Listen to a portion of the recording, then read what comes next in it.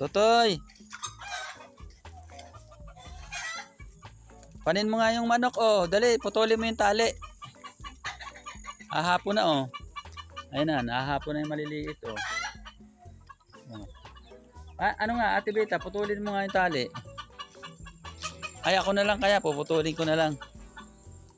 Puputulin ko para makahapon na siya. Bukas na lang ulit tatalian. Yan po yung aking alaga oh. Ay, tinalian ko. Nagsasabod na itlog ay nagsasabod siya. Ngayon, puputulin ko mga idol yung tali. Puputulin ko dito. Para siya ay bukas ay makababa rin. Ngayon, hahapon na siya sa taas. Yan, pinutol ko na. O sige, hapon ka na. Hapon ka na. Lakad na. Yan, may itlog na po siyang isa. May itlog na isa na yun. Pugad niya. Isa pa, mga idol ang itlog.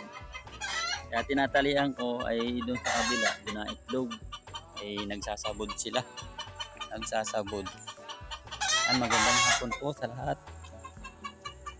Sa atin lahat pala. Ayan po mga alaga ko ay hahapon na naman. Nag-iingay na naman. Doon. Na. Tapos po yung aking mga sisiw na yan. Hapon na. Hapon na kayo. Gabi na. Hapon na. Gabi na. Ayan pa oh. Hapon na kayo doon. Doon na yung mga kapatid nyo. Nakahapon na. Mga alaga ko ay binahugan ko na nga. Yung ibang pambahog ay hindi kinakain. Mga ganyan. Mga mais. Ayaw nilang kainin yung mga mais. Ito pa nga isa oh. Tik-tik. Kainin niyo yan. Pambahog na yan. Ayaw kainin pag mais ay ano ba yan talaga. Pero pag yung mga bayo po kinakain nila. Mga alaga kong yan. Mababait yung mga alaga kong yan. Yan ang malapit sa akin yan. Pagutom. Pagutom malapit sa akin mga idol. Titingnan ko po yung aking talbusan. Magaganda na yung talbusan ko eh. Ayan oh. Bukas ay kwan.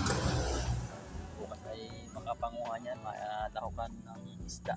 Sinigang na isda. Bukas mga idol. Ganda na oh. Ayan. Ganda na.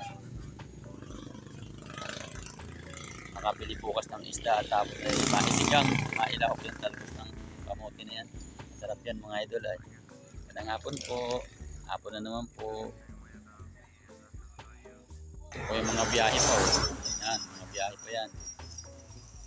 Makulimlim na naman ang kalangitan ngayong hapong ito mga idol. Madilim. Mukhang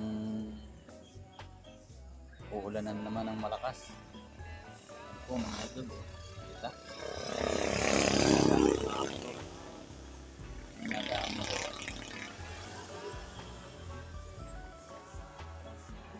Bata, takbuhan na.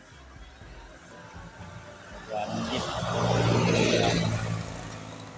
Magandang hapon po sa atin lahat. Ingat-ingat po tayo. Lalo na po dyan sa mga nabiyahe ngayon. Ingat-ingat po tayo. God bless po.